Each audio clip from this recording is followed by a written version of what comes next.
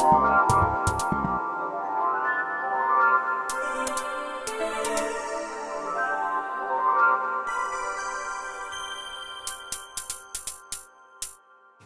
what I'd like to do now is to explain, firstly, what is Transcendental Meditation in the context of a Quiet Time program. Secondly, why is it so effective? Why does it work? How is it possible that students can do this and flourish with it and enjoy it? And then I'd like to talk about the effects of this program on the neurophysiology, how it develops the coherent functioning of the brain, and how that in turn affects the behavior and academic performance of the students. Because ultimately, everything we do depends on the functioning of our brain. So, first thing is, what is Transcendental Meditation? Here is one of the participating schools in Portugal. So Transcendental Meditation is unlike any other form of meditation that you may have heard about. It does not involve concentration, because if it did, many students would not be able to do it, as you would know from your own experience. And it does not involve contemplation. It doesn't involve thinking about something. It's called transcendental meditation because it involves a process of transcending. Transcending what? Transcending thought. So if you think of the mind as being like an ocean, on the surface level of the ocean, you have waves all the time, just like when you're sitting there now, you're having thoughts all the time. But if you can allow the ocean to settle down, you can realize there's a state of the ocean where there are no waves, but you still have the ocean. And so that's what Transcendental Meditation does, provides a very simple, natural method to allow the mind to settle down so that you have an experience of being conscious, but completely silent and completely awake. So we could say that Transcendental Meditation produces the complete settling of the mind, experience of a state of inner silence. And that experience has been missing from education for thousands of years, because I remember being in school and there was never any silence. Even if the teacher told you to be quiet, most people didn't comply with that. So this experience is fundamental, and you can see the students are enjoying their meditation. So let's look at education from a simple perspective. We could say that there are three components. There's the knower, there's the process of knowing, and then there is the known. And today in education, humankind has never been better at delivering known. You can imagine how much the amount of human knowledge is doubling now about every 18 months. And being educated has been likened to trying to drink from a fire hose. Some of the water goes in your mouth, but most of it goes rushing by you. And this is a very stressful experience for students, because fundamentally when they're born, they want to know everything. And suddenly they begin to realize that they can only know a tiny fraction of the totality of knowledge. And when that fundamental goal of your life is not fulfilled, that is inherently stressful. So students in schools are very stressed today, which is a pity, as we'll see. So what's missing from education is not the known, we've got lots of known, but the knowledge of the knower.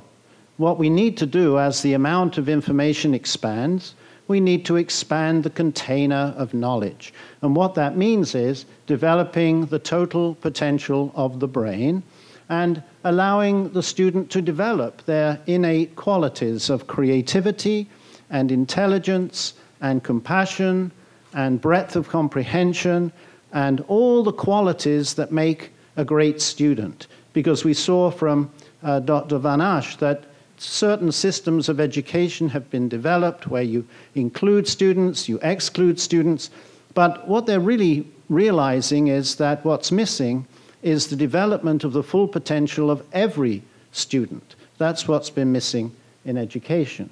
So we'll talk about how that can be done.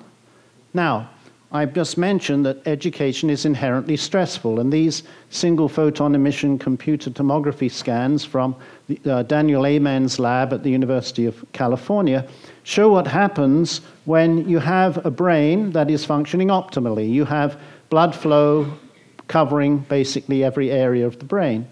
But when the brain is stressed, then through any outside problem like being chased by a tiger, your brain will be stressed, but what happens to the brain then could save your life. It's called the fight or flight response. But you get the same response when you sit down to take an exam, or if you're going to a very important meeting and you're stuck in a traffic jam, you'll also have the fight or flight response.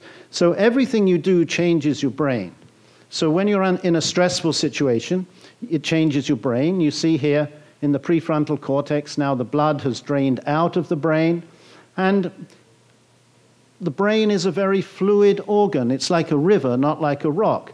Every time you do something, it changes your brain, but if you keep doing something over and over again, it begins to change your brain on a permanent basis. That's why tennis players spend 8 hours a day on a tennis court. They're training their brain by doing repetitive action in order to become a better tennis player. But you don't want to have a brain like this, because the prefrontal cortex is the area of the brain that is responsible for the higher human values. So here is, if we're saying if stress damages the brain, we need an antidote for stress. Here's the prefrontal cortex. This is the thinking brain. And here is the back of the brain, we could say, which is the impulsive brain, the animal brain. So every one of us, we have very many of our brain parts that are common with animals. So if you look at a cow, you see a cow has a cerebellum, just like we do. A cow has a visual cortex, it has a motor cortex, it has auditory cortex. So a cow has that. So what is the difference between me, let's say, and a cow? I mean, cow is better looking, but that's the very superficial way of looking at it. The cow does not have the fully developed prefrontal cortex that a human being has. So we see in the prefrontal cortex all of the things that we really would like to develop in students. For example, impulse control. You'll see that little children don't have impulse control. If one child comes to school with an iPhone, everybody wants the iPhone. And you know that this prefrontal cortex doesn't really fully develop until 25 years old. That's why car insurance is so much more expensive for an 18-year-old than a 25-year-old. So the prefrontal cortex is what allows us to be able to function in a social way without upsetting other people. Long-term planning. You know, you've never seen a cow packing a suitcase and planning a holiday. You don't see that. That's a human function. So again, we want long-term planning. The ability to concentrate is located here. Emotional stability, learning ability, ethical thinking, moral reasoning, all of these higher human values. So if education does not develop the whole brain, you can end up with human beings who behave inhumanely. And that's been the tragedy of the last few thousand years. We're not actually fully developed if we don't have all of these qualities. So what does transcendental meditation do? Well, it gives the experience, as I mentioned before, of inner silence. And it turns out that that's the one thing that's been missing from education that will allow us to fully develop the prefrontal cortex. So here we see Dr. Fred Travis at the Institute for Brain, Consciousness, and Cognition at Monash University of Management. And what he's looking at here is, this is an electroencephalograph, he's looking at the brain waves. And we see here, this is looking at what's called alpha coherence. So everybody's heard of alpha waves, 8 to 12 cycles per second. Well, what we're looking at here is the degree of coherence or communication between different areas of the brain at alpha frequencies. This is just sitting with eyes open. You see there isn't much coherence, really. This is with eyes closed. And again, it's not very different, but this is after about 10 to 15 seconds of transcendental meditation. You see, the whole brain becomes coherent. It's functioning now holistically, and you'll notice that the prefrontal cortex is now having strengthened connections to the animal part of the brain. The prefrontal cortex you can look upon as the chief executive officer of the brain, the CEO, and now the CEO is beginning to actually govern the brain, which means the human part of the brain is taking over. Also, you see this connection between the left side of the brain, generally associated with mathematical and analytical skills, and the right side of the brain associated with communication and with artistic skills. So anyone here who's a teacher, you know that you've seen students who are brilliant at mathematics, left brain function, but not very good at communicating with people. And you've seen many, many more students who are brilliant at communicating with people on social media, but they may not be very good at mathematics.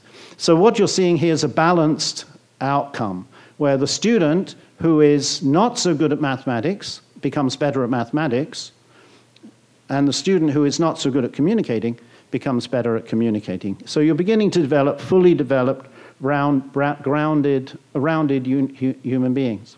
So what we're looking at here, this is the left side of the prefrontal cortex, looking at the raw electrical signal. And then here we have the right side of the cerebral cortex and the prefrontal cortex. And now the person is just sitting with their eyes closed.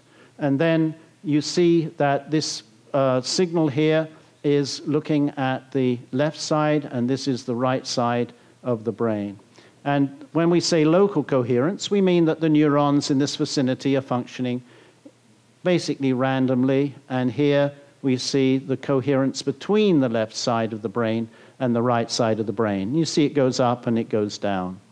So coherence can go from 0% coherence to 100% coherence. And then the individual is given the instruction to begin the practice of transcendental meditations, and then you see immediately here the local coherence goes up, meaning that the neurons in the vicinity of that electrode are now firing together coherently on the left side. Here they are firing coherently together on the right side. And the interesting thing is when you look at the coherence between the left side of the brain and the right side of the brain, you see as soon as they started the technique, the coherence goes up above 95% and stabilizes out at a very, very high level. So now you're seeing that global EEG coherence. Here we're only looking at two leads of the electroencephalograph, but this is happening over the whole brain, as I showed you earlier. And this is transformative because, as I said earlier, everything you do changes your brain. So if you're practicing transcendental meditation twice a day, regularly, then that will not only create coherence during meditation, but outside of meditation, the coherence begins to grow as well as part of your daily life. So what's happening then is that the whole brain is functioning coherently, and that will affect your activity. Now you may ask, why does the experience of silence produce this global coherence? And we can take here an example. This is the most objective science. I mean, unless you want to object to that, which you can. But I mean, most people think physics is pretty soulless. You know, it's objective. It's all about matter. And consciousness is thought today to be basically subjective, although we'll see in a minute it isn't only subjective. So what happens in nature? Science begins because people wanted repeatable knowledge. You begin to delve deeper into the structure of nature, and surprise, surprise, you find that nature is structured in layers of existence. So the surface level is what we're seeing now with our eyes, but if you could be like Alice in Wonderland and shrink yourself down, if you got to the molecular level, this room would look completely different. And that's the layer where there are laws of nature that govern molecules. And then if you shrink yourself down even more, you come to the atomic level, which again looks completely different to the molecular level, with different laws of nature. And then as you go deeper, you get to the nuclear level with completely different laws of nature. But notice, as you're going to finer levels of nature, nature's becoming inherently more powerful. It's becoming inherently concentrated in knowledge and information and organizing power, because obviously the nuclear level contains within it the knowledge of the more superficial levels. And in physics today, all the theoretical physicists are working harder and harder to try to fathom the level of unity to nature. As you know, the CERN nuclear accelerator has found that at deeper levels, electromagnetism and the weak force are unified together. And as you go deeper, the theorists tell us that all these different diverse parts of nature spring from one single field, a unified field, which contains within it all the knowledge of all the laws of nature. So that's physics. But then if we go to consciousness, which is a completely different way of looking at the universe, the surface level of consciousness, you have these waves, as I mentioned, thoughts on the surface of the mind. But transcendental meditation allows the mind to settle down effortlessly to quieter, more subtle, more abstract, more powerful levels of thinking until we transcend thought and we experience that field of pure silence, pure consciousness at the source of thought. And theoretical physicists are working today on the structure of the unified field together with the structure of consciousness, beginning to realize that nature really is unified, that the objective and subjective streams of knowledge fundamentally are unified at their most fundamental level. So this is the interdisciplinary foundation to education. So the research shows so far that only the experience of transcendental consciousness enlivens total brain functioning. And this is, again, as I said, the tragedy of education, that we miss the one thing that develops the whole brain. We're all expert in education at giving the students history and mathematics and science and art and sports, all developing parts of the brain. But ironically, it's the experience of silence that enlivens the whole brain. So here we see that experience of silence gives high brain coherence, and then high brain coherence is correlated with all of these qualities that we want to develop in our students. So moral reasoning is correlated with high coherence, creativity, inner orientation, decreased anxiety, academic performance increases as EEG coherence goes up, self-awareness, computational efficiency, intelligence, decreased neuroticism, emotional stability, concept learning. So the thing is, to be able to increase the coherence of the brain, it's like pulling the legs of a table. You increase the coherence of the brain, and then everything else comes together for you. So these are all very important qualities, obviously, for social inclusion. As we were saying, as Dr. Van Asch was saying, decreased anxiety is something you want. Increased academic performance will help to create well-being and inclusion. You could say intelligence in addition, and emotional stability, and moral reasoning, etc. So I'll just give you a couple of examples. This is earlier research from the Permanente Journal in the United States. This is showing what happens after 4 months of transcendental meditation for teachers. So this is the control group, this is the TM group, highly statistically significant reduction in teacher burnout, and that research has been duplicated by the Friends Project, so you'll see that. So poor old teachers, they exclude themselves from school by record numbers dropping out of school. New teachers are dropping out of school. Older teachers are taking stress leave, etc. And then with the students, this is from the Visitation Valley Middle School in the United States in San Francisco. This study, published in the journal Education, looked at the lowest performing groups on mathematics. And again, after 4 months, they found that about 40% of the students in the TM group had improved by at least one level of performance on mathematics, compared to 15% in the control group. So if you're a mathematics teacher, this is really the answer to your prayers, because you know how frustrating it is trying to teach children who don't like mathematics. But now when the brain is more coherent, lo and behold, it makes sense, the child becomes more able to understand abstract concepts, which is really an ability you need to have for mathematics. English achievement, these are students who are not born in the United States to English-speaking families. Their improvement is in language skills, basically the same thing as we saw in the previous slide. Now, in terms of behavior, this is looking at, again, this middle school, Visitation Valley, reduction in suspension rates. So before the TM program began in the school, about 30% of the students were being suspended from school every year. And you can imagine the nightmare of teaching in an environment because it's a violent environment, bullying and fighting. And you see over a period of 3 years that there's a 79% reduction in suspension rate. So now it's considered one of the safest schools in San Francisco. Blue is the average for San Francisco. And you see here, looking specifically at violence, this high school, they introduced Transcendental Meditation.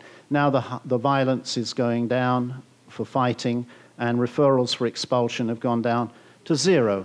So it also affects behavior, so academic performance and behavior. So now all over the world, this is in the United Kingdom, this is the Maharishi School in Skelmersdale, students are practicing Transcendental Meditation, the environment at the school is improving, academic performance is improving. In fact, in 2002, this school in the suburbs of Liverpool got better grades on GCSE than Eton. So you might think what that means. And also their moral development was improving. You think what that means. So it's a very important breakthrough in education, and we're very proud to have been sponsored by the European Union to implement this throughout Europe. So thank you very much.